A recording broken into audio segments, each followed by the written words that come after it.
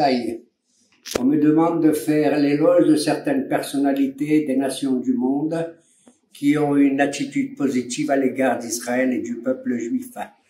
Le premier d'entre elles, c'est Yitro. Yitro, qui a été le plus grand païen du monde, il a connu les 70 Avodah Zarah, et c'est lui qui, en tant que conseiller du Pharaon, a dit du bien du peuple d'Israël.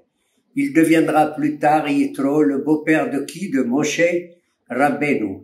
Et lorsqu'il viendra nous rendre visite, il donna des conseils merveilleux sur le système judiciaire qu'on doit établir, à tel point que les descendants de Yitro, qu'on appelle les Kénites, ont fait partie du grand Sanhédrin, dans la Lishkat à Gazit.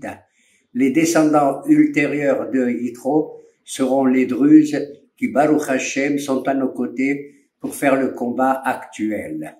Deuxième personnalité, il s'agit d'une femme, je pense à Rahab, qui dirigeait une auberge à 5 étoiles dans la ville de Jéricho, et qui a camouflé 2 explorateurs envoyés par Yoshua bin Nun, et elle les a protégés, et elle a tenu une déclaration, un discours merveilleux sur la grandeur de Akadosh Baruch Hu, qui a fait tant et tant de miracles pour le peuple juif. Elle leur a signalé également la terreur que nous inspirons sur les Cananéens, ce qui va faciliter la conquête du pays. Troisième personnalité, encore une femme, il s'agit de Ruth Moabia. Ruth Moabia avait une belle-mère qui était juive. Hélas, dans le pays de Moab, cette belle-mère, Naomi, a perdu son mari et ses 2 enfants. Elles doivent donc quitter Moab pour aller à Bethléem. Et cette route magnifique, je dis bien cette route magnifique, cette femme-là, va abandonner sa stature de princesse, puisqu'elle était la fille du roi Eglon, pour aller avec Naomi. Et c'est là-bas qu'elles vont vivre dans la misère au début. Elle va ramasser des graines de blé et tout. Et cette route va finalement se marier avec un certain Boaz. Vous savez quand, quelle date? Le 17 Tammuz. Et c'est d'elle que va arriver, qu'elle sera l'arrière-grand-mère de qui? De David Amelech, et donc à l'origine génétique du Mashiach. Vous croyez que le Mashiach va venir? Certains m'ont dit, mais non. Moi je dis, mais si.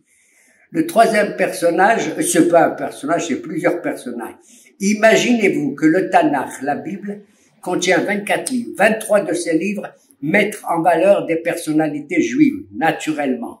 La Torah, les Nevi'im, Shlomo HaMelech, etc. Le dernier des livres, vous savez comment il s'appelle? Job. Il met en valeur des personnages qui sont tous des goyim, mais d'une grandeur inouïe. Le pauvre Job, tout le monde connaît sa situation. Il a été frappé alors qu'il a été le plus grand sadique. Certains disent même un peu plus qu'Abraham Avinu. Il va vivre sur la cendre, sur la poussière, et se gratter là, des maladies terribles. Il reçoit des invités, des amis, qui sont considérés plus tard comme des prophètes, pour ainsi dire. Eliphaz Atemani, Bildad Ashuhi, Noam j'allais dire. Bon.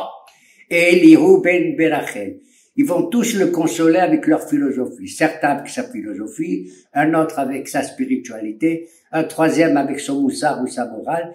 Ils n'acceptent pas le pauvre Iyov, pauvre comme Job, jusqu'à ce que finalement Kadosh Baruch Hu se révèle à lui et il accepte cette décision qu'il peut arriver, que Tzaddik verra l'eau et Kadosh Baruch Hu ultérieurement va le récompenser. Dernière idée que j'avance, c'est incroyable mais vrai. Tout le monde connaît le Har HaMoriah, qu'on appelle aujourd'hui le Har HaBayit. Avant la construction du temple, ce terrain, ce territoire, était la propriété d'un monsieur Goy qui s'appelle Aravna. Et un beau jour, David est allé, il a dit, tu sais, mon cher Aravna, nous allons construire le temple, le lieu le plus saint au monde. C'est là où Dieu a commencé à créer le monde. Aravna, il a dit, si c'est comme ça, je te le donne gratuitement. Quoi? Tout ton terrain? Il a dit, David, non, je te payerai 600 dinars d'or. Waouh, 600 dinars, c'est une somme fabuleuse. Et finalement, c'est ainsi que plus tard, le temple sera reconstruit. Vous voyez comment on tombe du grenier de Aravna où il entassait ses biens matériels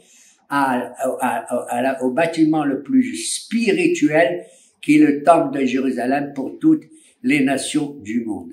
Moraï et Rabotai, j'espère que ce grenier ne va pas vous faire grogner de mon explication. Amen, Kenazon, veuillez grignoter, et j'ajoute effectivement que si je suis en route et que je prends en train dans ma voiture quelqu'un, j'espère que ce tramp est vraiment ne nous trompe pas et qu'il sera peut-être le descendant d'une personnalité dont on doit faire aussi l'éloge. Amen, Kenny Ratson.